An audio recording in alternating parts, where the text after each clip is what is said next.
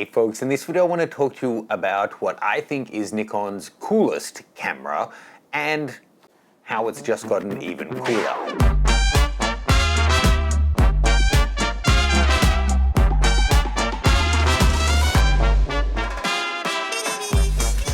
This video is brought to you by Payboo, the in-store payment card that instantly credits you back the amount of sales tax on your order, available exclusively at B&H Photo. If you're looking to pick up a ZF, any other camera, accessory, computer, or just about anything tech related, check out B&H and Payboo, links in the description below. I really think the ZF is the coolest camera that Nikon have released in probably the last 20 years. Maybe the coolest digital camera they have ever released, actually. Before we get in and talk specifically about it, let's just play a little game. Put your hand up when you hear something you agree with. Do you care about how your camera looks? Do you care about how it feels in the hand? Do you care about how the tactile feedback you get from the dials and the controls? Do you care how rugged and robust it is? The further we go down the list of questions, I think more and more people will be putting their hands up. But actually how robust it is, how the dials and everything are, how's the ergonomics in your hand, it's all tied to how it looks, right? It's all part of the industrial design. There's a couple of side topics I want to go off on here, but I feel like everyone at some level does care about how the things they buy look, because you're choosing between this one and that one. At some level, you're thinking, well, even if I'm not into fashion, I chose this t-shirt instead of the other one because I think it fits me better, or the color's nicer, or whatever. So I really think we all do at some level. And these guys have a really unique look compared to the other digital cameras in their range. They have the physical dials on top rather than just the displays and stuff, which is much more reminiscent of the older film cameras. And to be honest, it's really reminiscent of Fuji cameras as well. But that's the cool thing about these. I really think they're excellent value as well. This coming in as a full frame, fully featured mirrorless camera with the retro styling is $2,000, $2,100 US. That puts it in the ballpark of like a Fuji X-T5. I mean, it makes it cheaper than an X100 if you're thinking about what you can actually get one for, seeing Fuji artificially restrict supply to push up to lengthen the waiting lists. I think they're really a great deal. There's a lot of but whatabouts on the camera, like why does it have one SD card and one micro SD? But then there's plenty of cameras on the market like a Leica M that only have a single card slot. So the fact that it's got kind of a shitty second card slot, it's still a second card slot when a lot of cameras don't even have that. Then the thing about this getting cooler, it's a really funny psychology sleight of hand, I think. Back in the day, Nikon always released two models, or regularly did, even I think on the DF in DSLR days. You had the silver version, which was the standard, and then the blacked out version, which was kind of the pro model, and sometimes they cost more money.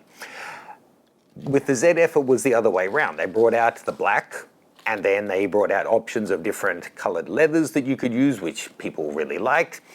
And then quite some time later, they brought out the silver and people are clamoring for it. I'm hearing from people they really wish this had come out first, they would have bought it first. Now, is that because all of our cameras these days pretty much are black, so silver really stands out and feels more retro? Or is it just that we had this and this is new and shiny, so we want that? And I wonder if a big part of me is thinking it's that second part, the psychology of, ooh, it's new, it's special. Because I was just watching the releases of the new iPhones to put together my update for the mobile phone photography course. And I think Apple's done this amazing job where, you know, probably 9 out of 10 of your friends are all using iPhones of the last couple of years, but somehow they've made it still feel like it's an individual expression of personality, even though everyone has the same freaking operating system and apps and basic hardware. Now you've got the 17 that comes in these 4 colors, the 17 Air that comes in 3 or 4 colors, and then the Pro and Pro Max that have silver, blue, or orange, wild orange. But each year they bring out something a bit different. I'm not throwing shade. I bought the sand, whatever it was last year, and that was the new color. And in the past I got a blue one because blue was the new color. But they've just done it so smart that you can buy your Pro Max in orange and feel like, oh, this is mine. It says something about me. But 50 million of the exact same specification of phone will be shipped out in the next month. So I think it's kind of a funny thing. Anyway, I've tested the ZFs plenty. I'm sure you guys have seen them before, but in case the silver has caught your eye and now this is getting a second wind and you're considering whether this may be for you or not, I'm testing out some portrait lenses. I'm shooting with Felicia and some other models this week, so I thought let's shoot with them both and I'll give you sample files. Of course, the files won't vary by camera, but I'll talk to you about my overall thoughts about the cameras and we'll get in more about what I think of the design of them as we go through this. So let's jump in.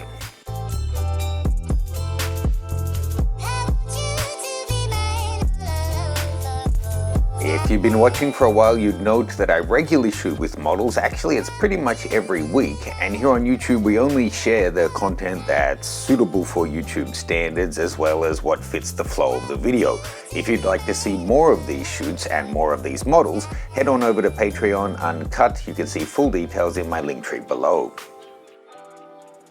I've shot extensively with the ZF over the time since it was first released. It's a great little camera and several of my friends own them as their primary camera now and even more as their backup camera. There's a lot to love about these little guys. And I was just getting this back on loan to finish off this video when the new firmware has been announced, so I thought I really need to cover that as well. I'm going to be updating my Nikon Expert Setup Guide. I've already updated it for the Z6 III's latest firmware.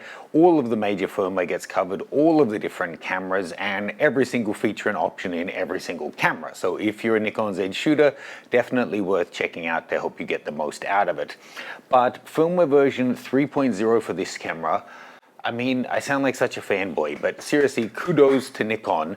I don't think there's any brand that's doing as well with reinvigorating their cameras at the moment as Nikon. Fuji certainly maybe has a great record for giving updates to old cameras when other camera manufacturers might have stopped. But the kind of features that are being added, I really don't think anyone can hold a candle to Nikon at this stage. Firmware version 2.0 of this already added so much, but firmware version 3.00 adds even more. Now, in the setup guide, I'll run through all of the different options, but I just wanted to talk you through the 5 or 6 that I think are headliners. The first, I think, has been talked about extensively is the addition of film grain. Now, this isn't, going to give you as customizable looks as like Fuji with all of their different film profiles.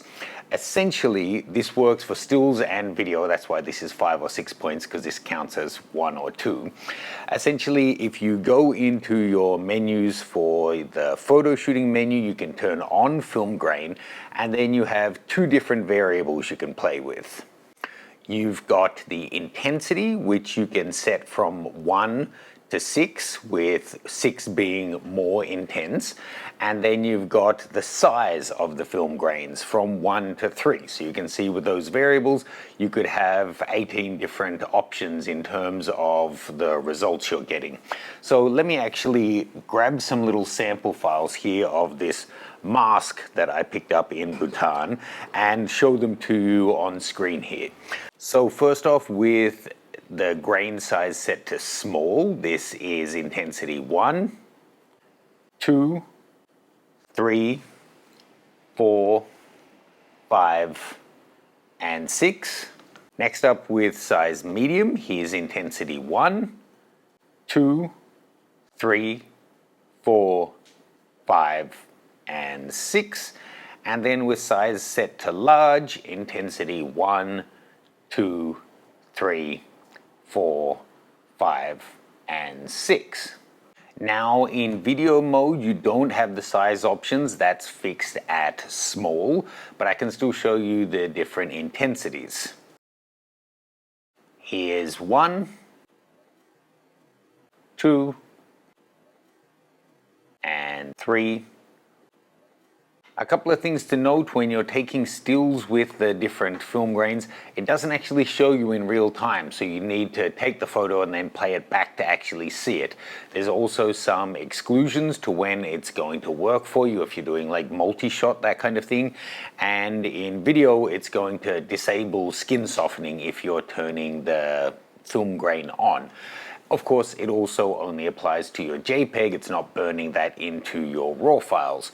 But for a lot of people, the way they're using this camera is they love the nostalgia and they are shooting straight out of camera JPEG, so that's going to work for them.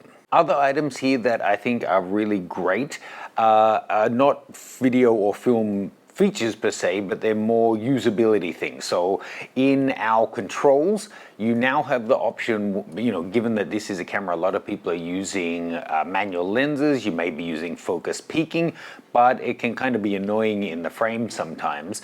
So they're now giving you an option to only show the focus peaking when you're zooming in. So when you're wide and you're composing the frame, you won't see the peaking, but as soon as you zoom into the shot to try and grab focus, the peaking will come in, you can grab your focus. As you zoom back out again, the peaking goes and you can then compose without any clutter in the frame. I think that's really handy. Another one, if you're using the auto switch for whether it's going to use your EVF or the rear screen, it can be really annoying if you're setting up a composition using this and then you've got your camera in an awkward place that you're using the rear screen and that's like out here, but then it's still being if you block the sensor, it still switches. So you can now say that you only want it to switch when the display is actually seated on the camera. When it's out, that switching won't automatically occur and it will stay on the rear screen. Another one that we actually saw on the Z6 III earlier this year, new focus limiter settings, really great. Whether you're shooting birds or street photography, there's times where you don't want the camera to look from closest focus to infinity to find your subject. So for birding, for example, it could be that you're shooting a bird through so many trees, but you know the bird is 30 to 40 meters away. You can go in and tell it to ignore anything closer than 30 or anything beyond 40, so it will only look in that range and it can't get lost in the trees. Same if you're shooting street photography and you know your subjects are going to be 3 to 20 meters away from the camera, you can tell it not to look closer than 3 or beyond 20. It's going to speed up your autofocus and it should prevent it getting lost at all because you're keeping it within that sweet spot. And lucky last, if you're doing multi-shot things with a self-timer, you can set the interval. You had a bunch of different options there. Now you can actually set it to minimum. So if it's able to shoot more quickly than say every half a second or a second, whatever the previous was, it will just shoot it as fast as it's able to. So there will still be that delay between the shots, but it will make it the minimum possible. All pretty cool new features. Now, as I said, I have shot with the ZFs so much despite the fact that I don't own one. If you do want to get some sample files, I'll pop a link in the description below where you can see sample files that we have shot in the past.